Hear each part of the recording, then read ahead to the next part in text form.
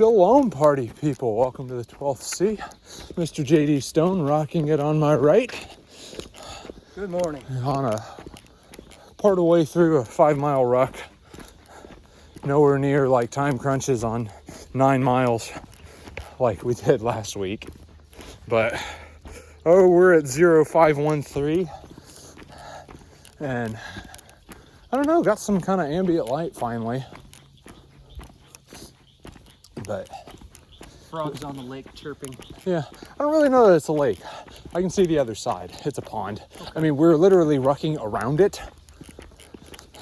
And a 5-mile ruck that is greater than the circumference of what they are calling a lake, that's a pond. Okay, fair enough.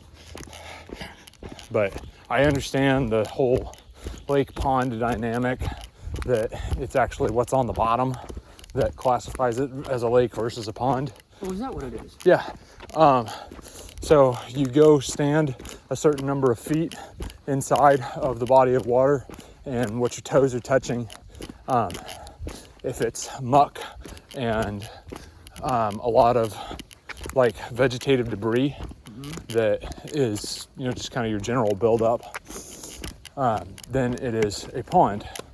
But if it is more granular, more rock-based, that kind of thing, with not a lot of vegetative debris, then it is a legitimate lake.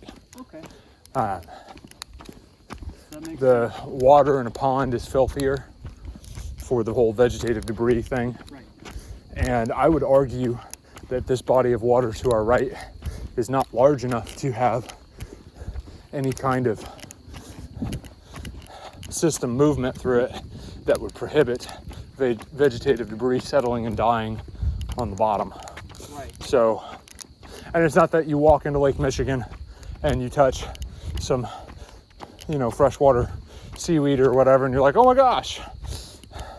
It's not that. It's the fact that in general, the Great Lakes, or any real lake for that matter, is probably going to have some vegetative debris. It's just, in general, the bottom is more silt and rock and has enough movement that the scum doesn't really stay.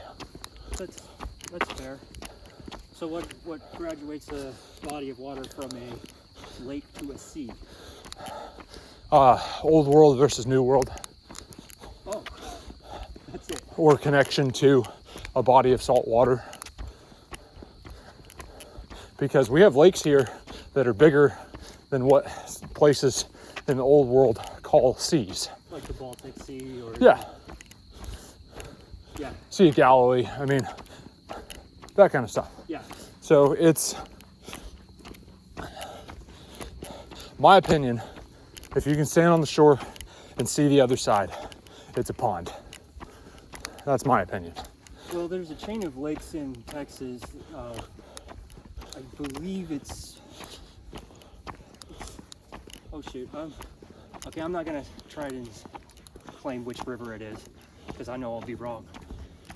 Backs up through central Texas, Lake LBJ, Lake Marble Falls, etc. It's really just a river. Yeah. It's been dammed up in places. Which is not a lake in my opinion. Yeah, you'll be able to see the edge, see across them at any point. But of course they've been backed up by dams. Right. So. If you put a dam on a river and your lake is now 50 miles long, but 2 miles wide, it's not a lake. It's a dammed river. Okay. But that being said, doesn't mean you can't get the boat out and have fun. Right. But I'm talking where lakes are 10 plus miles across in all directions. That's a lake. So would that be a dammed river or a river of the dam? Both, depending on where it goes. I hear deer. You spooked Bambi. I did too, because my voice is louder. Yeah. So I probably spooked Bambi substantially more than you did, but I'm sure us walking spooks them. Noisy. We are not being very practical. No, but at least our packs aren't making a ton of noise. Our feet are making more noise than our packs. But in the vein of classification, I learned that a tree is usually one stem, but can be multiple stems. It really depends on the height. It's 13 feet. Is it 13 feet or 13 and a half? It was something really random. I thought, what biologist, what botanist said that was the cutoff? probably wasn't the one stuck on Mars with all the potatoes. Probably not. But yeah, so there are some species of plants that kind of vacillate between tree and shrub, depending on where they're planted and how well they're doing. Do you think the knights who say knee are the ones who decide that? They would have to be, at least as far as what they were accepting as a shrubbery. Right.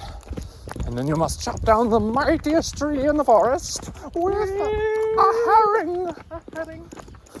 So that was, if I were gonna talk about that and more in my purview, Monty Python and the Holy Grail was much more of a work of genius than many people appreciate. And I know people appreciate it a lot. Yeah. It hit the beats of a medieval romance so well. Sometimes lifting direct references from romances like Sir Gawain and the Green Knight, or the Fairy Queen, things like that. But just hitting the motifs, you know, the range, and also by being so slapstick.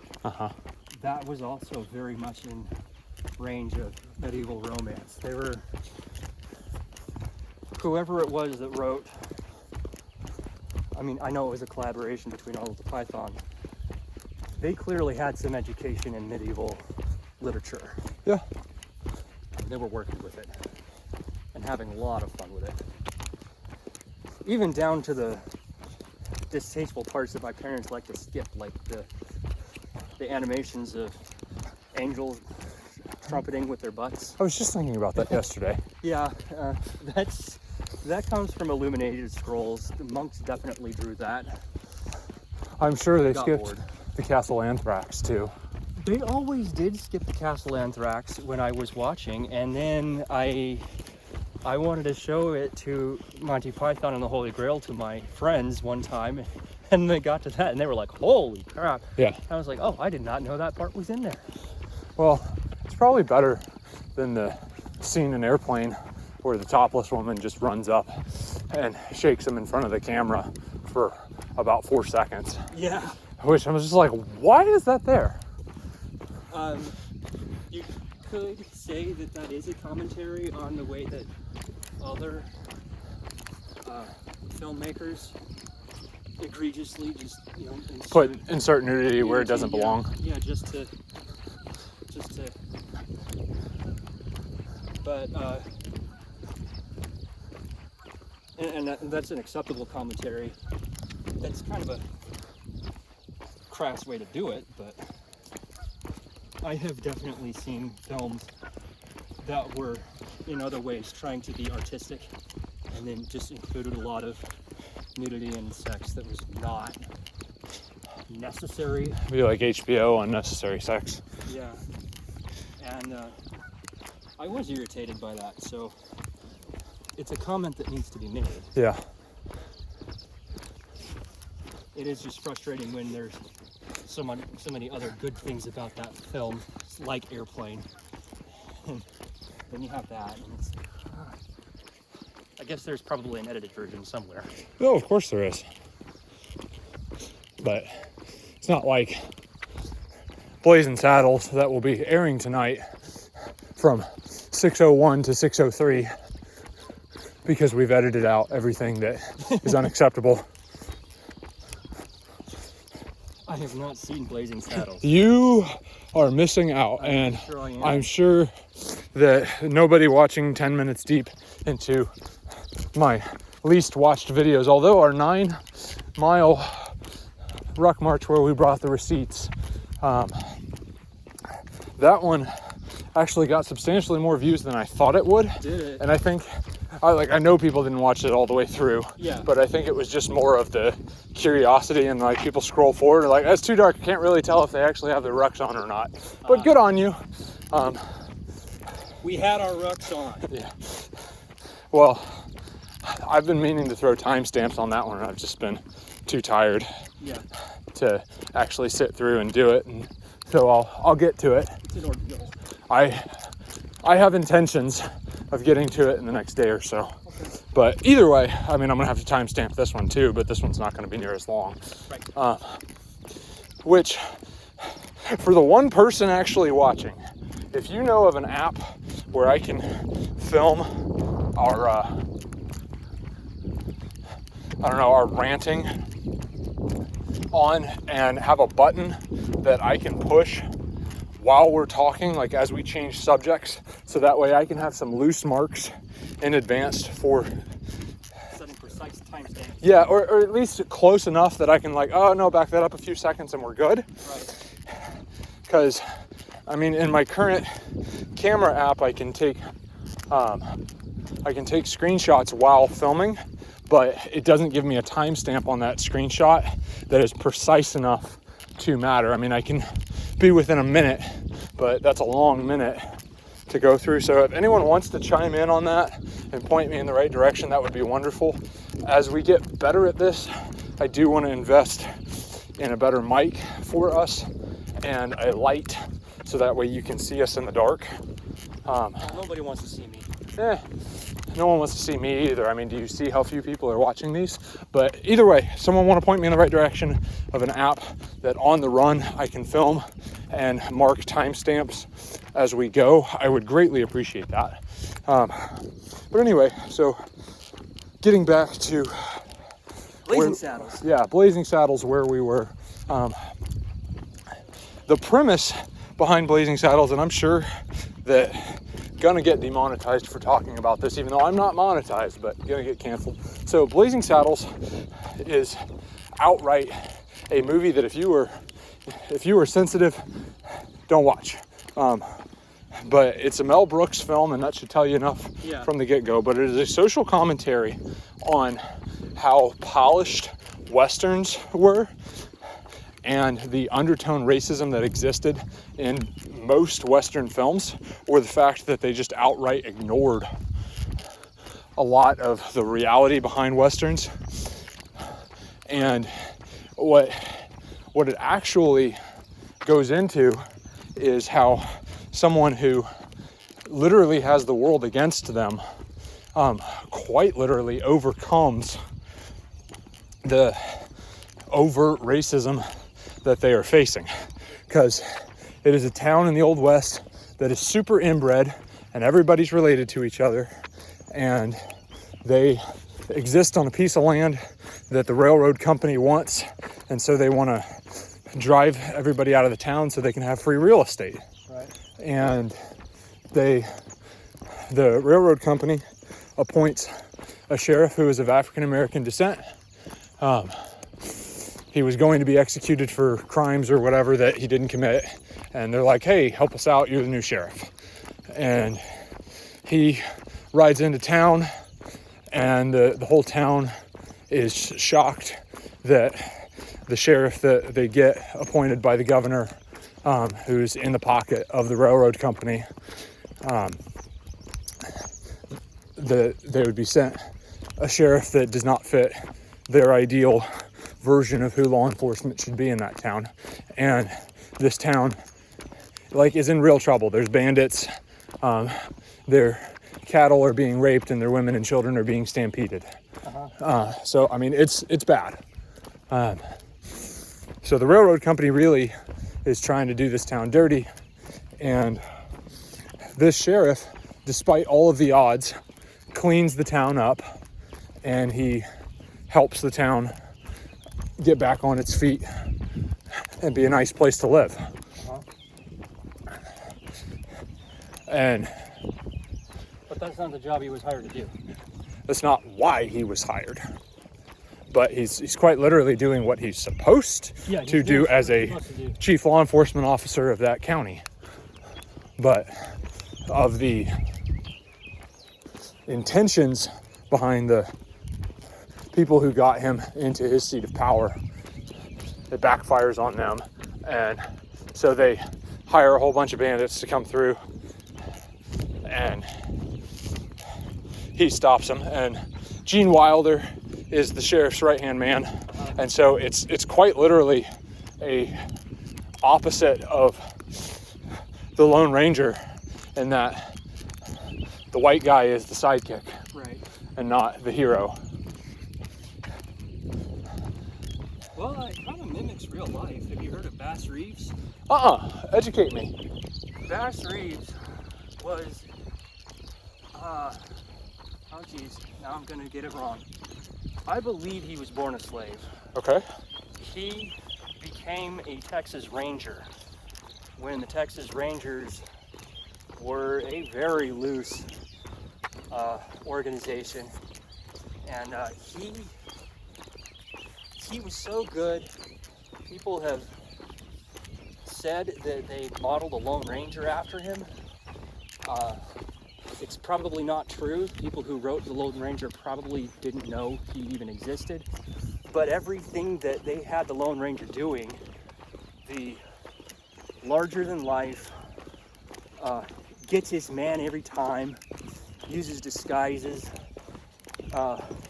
expert horseman, the kind of guy who would get shot and then stand back up and take aim and kill his guy. Do like Teddy Roosevelt and finish the speech? Yeah, that was Bass Reeves. He was black, of course. He went into Indian territory, which would be Native American territory. The Native Americans who were scalping and raping back when it was Oklahoma, Oklahoma territory, multiple times. The tactic would be commit crimes in Texas and then run into Indian territory where nobody will come get you. And he would come and get you. Huh. He is to date the most successful Texas Ranger on the books.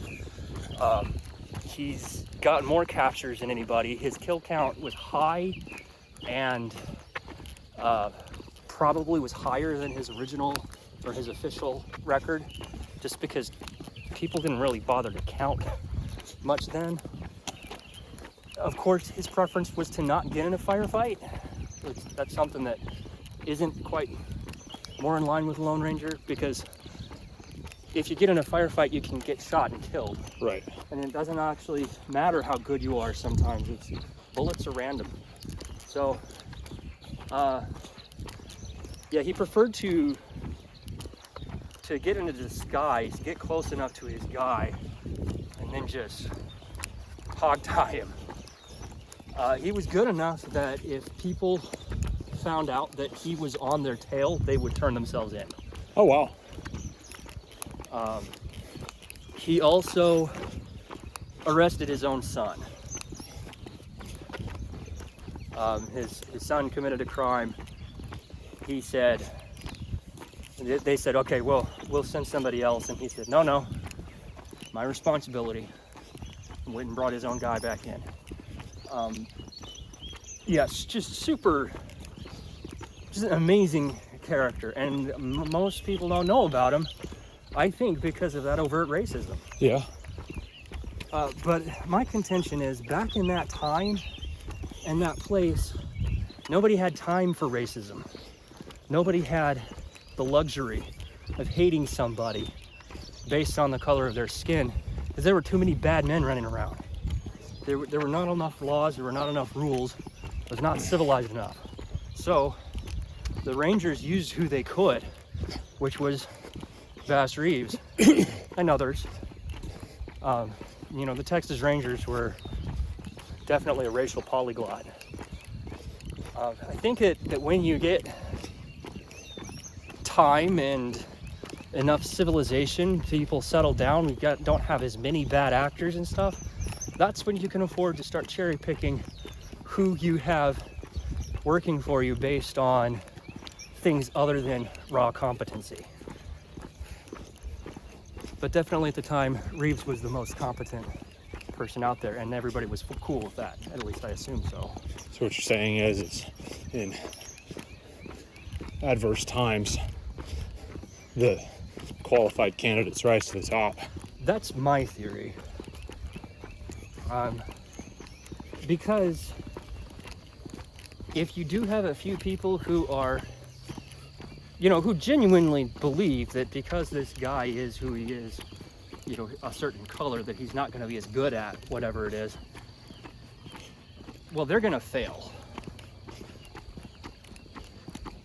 But when you have enough money and you have enough, when the times are good enough, then you've got enough of a buffer, then you can afford to hire people who aren't as good and get away with it.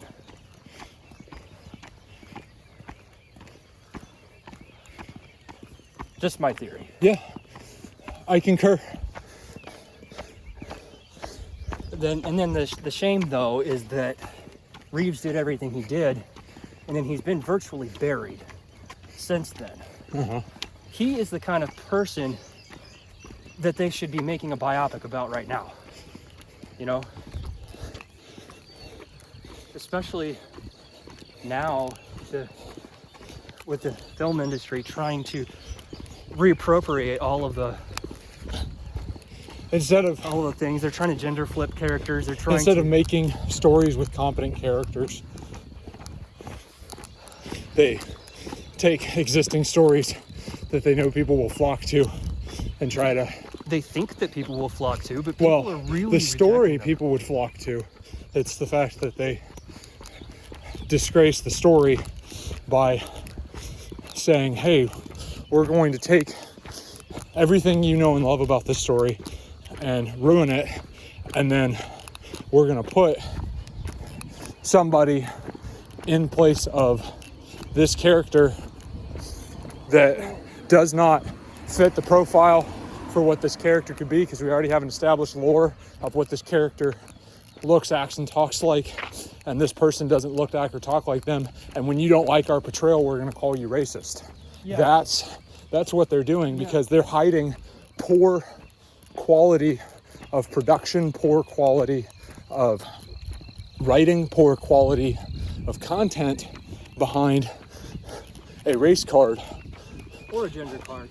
Right, yeah. or sexual orientation card. I don't think that it's that they're intentionally ruining anything. It's just that Star Wars, for example, they had a person who has directed like a couple shows for Ms. Marvel, and now they're giving her a Star Wars. I don't know if it's a full Star Wars film or a show or what. Something. I forget. Yeah, they're giving her something Star Wars, and when she announced on Twitter that she's doing this, all she talked about was how excited she was to represent her, whatever she is. I don't know if she's gay or lesbian or which color she is. She did not spend any time talking about how much she loved Star Wars and how excited she was to work in that universe and really dig into the storytelling potential and give her take on it. Yeah. It was all... Well, the thing is, Star Wars is a big universe. You can tell other stories. It is. I mean, there's loads of stories to tell in Star Wars where you can feature the things that you want to feature. That even align with your politics, which, right, you can tell a good story that is unique. But all that they're worried about is their thing. They don't actually care about Star Wars. They did the same thing to Star Trek. They've done the same thing to Lord of the Rings. They've done the same thing to Marvel. In this, I don't know which phase was it. I don't keep track anymore. But they don't actually care about these people. They don't care about the characters. They don't care about the universe, and they don't care about the fans. Yeah. All they're worried about is their own morality tales. And when you emphasize your own morality tale instead of good narrative, you're going to get bad narrative. That's just the way it works. Yeah. What we actually need are people of color. Actually, I hate that I just said that. I hate that. I really feel like when you say people of color, that's almost like saying colored people.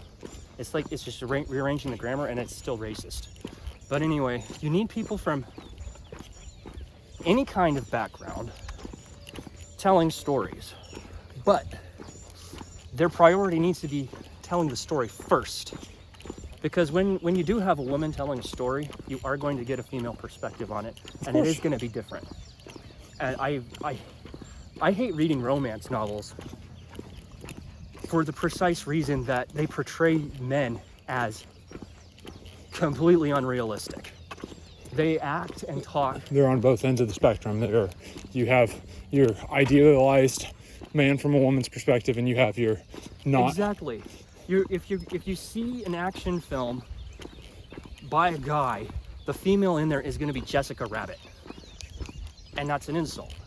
Okay. And by the way, if you watch Roger Rabbit, Jessica Rabbit herself says it's an insult. She says, "I'm not a bad girl. I'm just drawn that way." Yeah. But she has to say it in such a sultry voice. It almost. Yeah. You almost miss it because you're just so focused. But yeah, that's what the commentary was. She is like an extreme caricature of hyper idealized female, and that's what they were trying. Like that was the entire point. Mm-hmm. Yeah. So. That's why you need the people with the different perspectives telling the different stories to give you a more accurate. Mm-hmm. And like what you were talking about, Blazing Saddles, the commentary about how the Western films of the 70s were not portraying an accurate representation of the way the West worked. Right. It was all very sanitized, very whitewashed. Yeah, until we got Django Unchained, Blazing Saddles was the first film to actually talk about racism in the West and in old movies in general. Yeah. So. Yeah, so that's why and Mel Brooks did that, who is Jew. Yeah. So he's going to be a little bit more sensitive to stuff like that. So, and that's why you need those. We need truth in storytelling. But yeah, I would argue that what is necessary is the creation of original stories where someone's race, religion, creed, sexual orientation is part of their character, but not their character. Right. You are more than that defining attribute about yourself. And then when you have reappropriated a story and put something in there that does not fit, and it's not a parody. Right. Now, if you're doing it as a parody, that is totally different. But you take Captain Marvel, for instance. It's just awful. It was very groan-inducing, cringeworthy content, and it was because the writers and the actor were thinking that her femininity was the most important thing about Captain Marvel. They weren't focusing on her as a character. Oh, and the villain wasn't even the character that they had. Their villain was patriarchy. Right. Personified. Which, if you're so sunk in the sauce, that's compelling storytelling. But most people are not in that sauce, so it's not going to resonate. Right. Well, so you have stories like the Green Lantern where the mantle can be passed on. Right. So it makes sense when you have a new Green Lantern. Right. Like, that's fine. You have Into the Spider-Verse where you're playing into Marvel's infinite universe theory, and so there's infinite Spider-Mans. Uh-huh. And that works.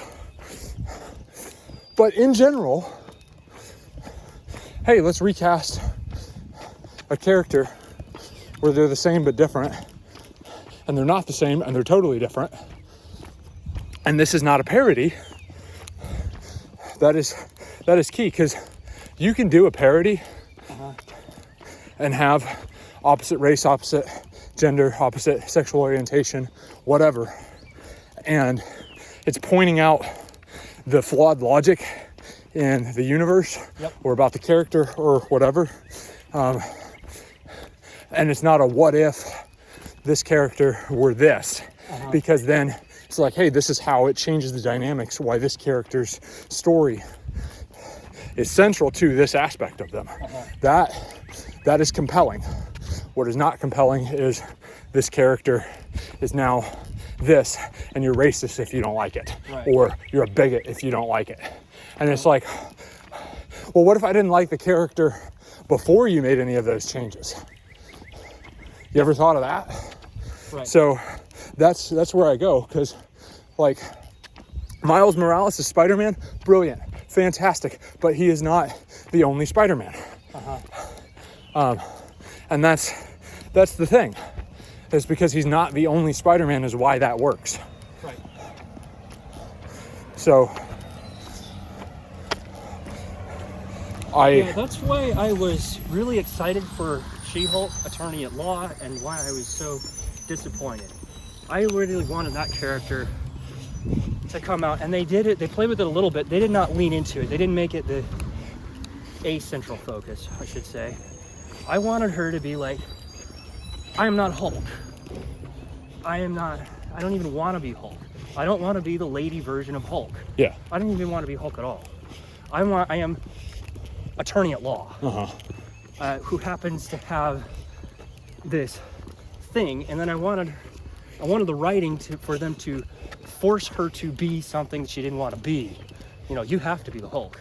You know, we hired you to be the Hulk.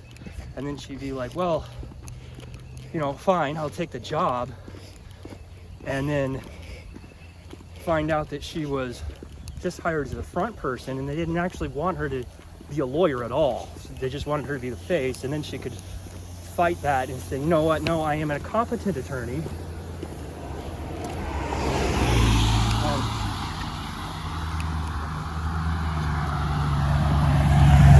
Competent attorney who's doing my own thing here, not being a Hulk. Yeah. And instead they had this character who was wishy-washy about it. She would be Hulk when it served her. Yeah. But whine about it. She was just a really unlikable character. She would cut people off when they were trying to even support her. She would just interrupt them and rant. She was not a good character at all, and it really made me sad. And you can even have her be that way, but have her overcome that. Yes, but those things were not indicated as a character flaw. Because I'm fine with feminist characters. That's cool. Mm-hmm. But show both sides of that feminism to where you get the positive side of it, and then where you get the, hey, maybe we're going too far on a few of these issues. Yeah. And this is actually working against us. Right. And we can come to some sort of understanding of, hey, these aspects of this ideology have gone too far. Well, and that was where, in the very first episode, they had this scene where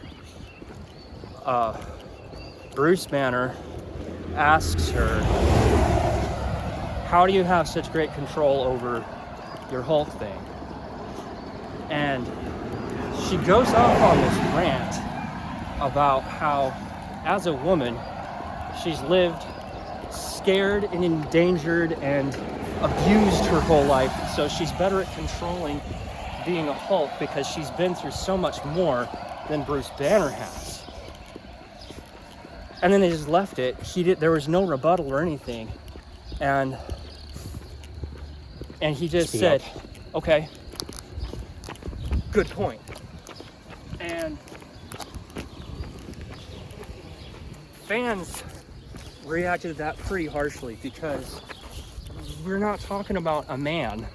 We were talking about Bruce Banner, who has been through plenty of danger and oppression, my theory is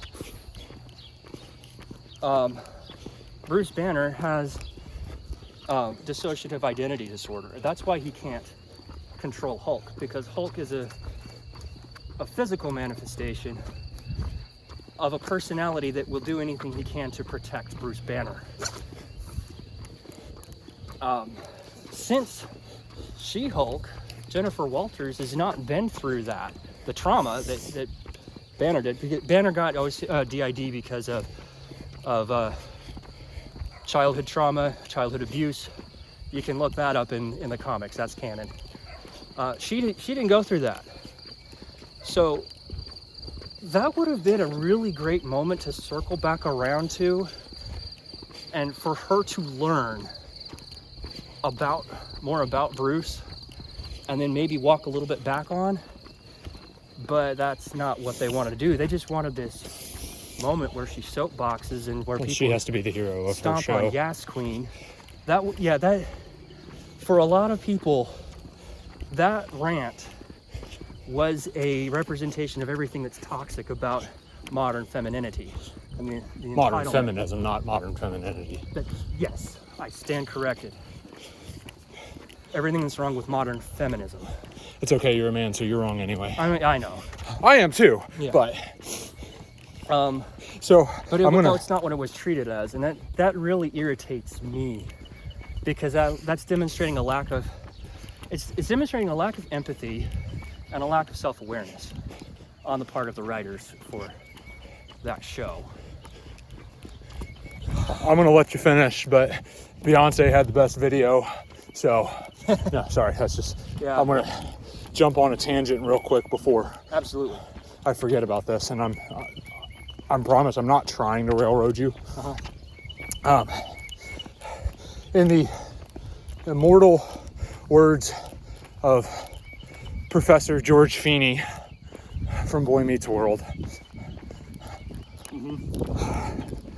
there was an episode where they were talking kind of about the whole feminism thing, and Eric Matthews was being very challenged by this girl who, like, part of her character was the fact that she was a very attractive female and that she was successful, and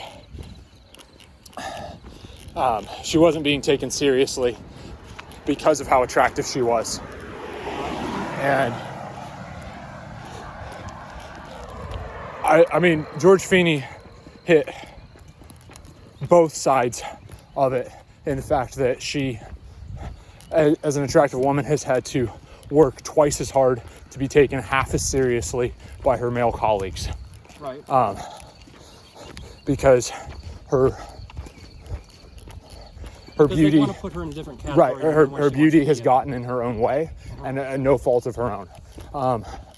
And like how she should be applauded for that fact, but he also rails into the fact that just because she is an attractive female does not mean that she automatically is given things either. Like, she has to earn it just like everybody else does. Yeah. And it was, and I'm not doing it justice, but it was a very, very beautiful, like, Mr. Feeney moment, which just about every other episode of Boy Meets World has, which we did not deserve that show. But into the problems of that toxic femininity, toxic feminine culture, whatever, because there's toxic masculinity for sure. There's definitely toxic masculinity. It's just the true form of masculinism is not toxic masculine. It's Right. the fact that it's corrupted masculine is what makes it toxic. Yeah, toxic femininity or masculinity is an emphasis on the traits that are already bad, or a misunderstanding and misconstruction of the traits that are good, Yeah. that veer off into the absurd. Like, you can say that bravery would be a traditionally masculine trait, which does not mean that they have a corner on that virtue either, you know. But if we're talking about an ideal man, bravery is going to be really high on the list. Whereas when you're talking about a woman, there are other virtues that are going to be higher on the list. You know, she can be brave. We want her to be brave. Yeah. There's other things that apply. But anyway, so bravery is a good thing, but men can get stupid. Yeah. There's a difference between bravery and stupidity. Well, my father-in-law likes to say, one boy equals boy, two boys equals half a boy, three boys equals no boy at all. Yeah. And it's the whole hold my beer and watch this mentality. That's part of that dynamic. Yeah, boys can get stupid, and so when... Well, case in point, hey, Bear, how many miles should I ruck tomorrow? Oh, somewhere between 6 and 12. 9 it is! You know, yeah. So yeah, quite literally. Yeah. It's my own fault, but I enjoyed it. It was fun. Yeah. I just happened to drag you through the muck on that one. Well, then you could say that I had an ego and said, oh, you're gonna challenge me to do 9 miles and give me an out? You know, dude, any guy knows. Telling another guy, oh, you have an out. You don't have to be as tough as I am. That's not an out. And not that I mind. I can do the 9 miles fine. But,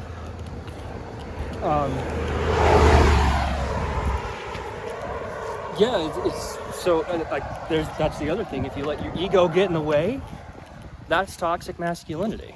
Yeah. The same thing is, it applies to femininity. I'm sorry, the stereotype about being a shrew, being a nag, that exists for a reason. That's toxic. That's just straight toxic. And then you have the perversions of traditional femininity. I would say a good one would be the overbearing mother. Everybody wants a mom. You need a mom. You don't need a helicopter mom, and you don't need a mom that protects you so well that you'd never get out and get challenged. Right. So, you do need that protection there, but the overt you gotta have a overprotection. balance, right? And so when you have a little bit of bravery, that's good, positive masculinity. When you have so much bravery that it becomes stupidity and it becomes about ego, Yeah.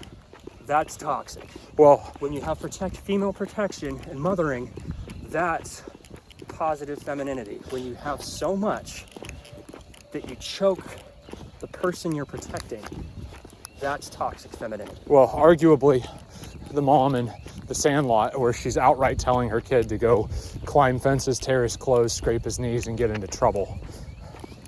It's like, hey, mom realizes that her son is going to be a social outcast if he does not go out and make some friends. Was she a single mom? No. Okay. Now, I believe it was a stepdad situation. Okay. But I don't think the story is clear as to whether it was a divorce or dad died. And let's see, that movie takes place in what, the 60s? I think so. Late 60s, early 70s? So I guess there is the possibility that dad died in Nam. Yeah. Either way, the son does not trust his stepdad. Is that dynamic there? Well, I mean, he's at that age where a new man comes on the scene. So, okay, yeah. So in that sense, his mom is actually adopting a more traditionally masculine role. she the is. father is usually the one who tells the son to go out and get challenged. But the stepdad is not his place to do that. Right. Because it's even shown in that film when he tries to male bond with his stepson, that the stepson gets hurt. Yeah. And so mom, you were right. Mom is adopting the more masculine role, but it's the fact that it is received properly from her of, hey, you need to go outside and make some friends. Yes, because a good mother wants her child to be socially adjusted. Right. And the fact that she was willing to suspend her traditional femininity in order to do an actual good job of being a mother, That's positive femininity. Yes. That's the best. Laying aside ego, thinking slow, figuring out what you're actually supposed to be doing versus what's traditional, because sometimes what's traditional is what you're supposed to be doing. Right. Oftentimes It's that's a what tradition you're for a supposed to be reason. doing. But Sometimes the tradition is against what is in the best interest of you. right. And so getting a sense of what's appropriate and when, that's good. That's positive. You want more of that. It's knowing the rules and knowing when to break them. And to break them. Knowing how to break them and when appropriately. Case in point, and this is where we'll end, but case in point, I am a proponent of me and my family keeping the Sabbath. We like it. It's good. But, who among you wouldn't pull your donkey out of a ditch on the Sabbath? You see a legitimate problem, a legitimate need, and you fix it. But I'm also not going to go looking for problems that don't exist. Right. So that's where I default on it. It's not the fact that I'm bound that I have to keep the Sabbath. It is something that is a choice that my family has chosen, and there's a lot of blessings in it. We see those blessings and we're like, yes, we would like to be a part of this, but we understand that with those blessings comes the fact that we are placing ourselves in a situation where it's difficult, but we think the blessings outweigh the burden. Mm-hmm. But anyone who says that they have to, they're reading it wrong. It's that we get to, and we reap the benefits from it. The fact that we get to spend time with each other and the Creator is a huge benefit. Right. But there are going to be times when someone needs help, and we're going to help them. So that's a situation that,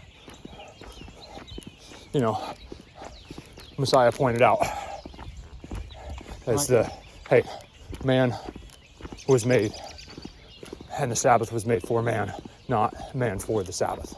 Right. So having that mental flexibility of figure out when to follow the Sabbath and when to break it. Yeah, that's that example of thinking slow, understanding the principles. Right. And is this righteous or is this not? That is where the distinction flows, and not that I just feel like breaking it today, so I'm going to. That's not how that works. Anyway, go do hard things.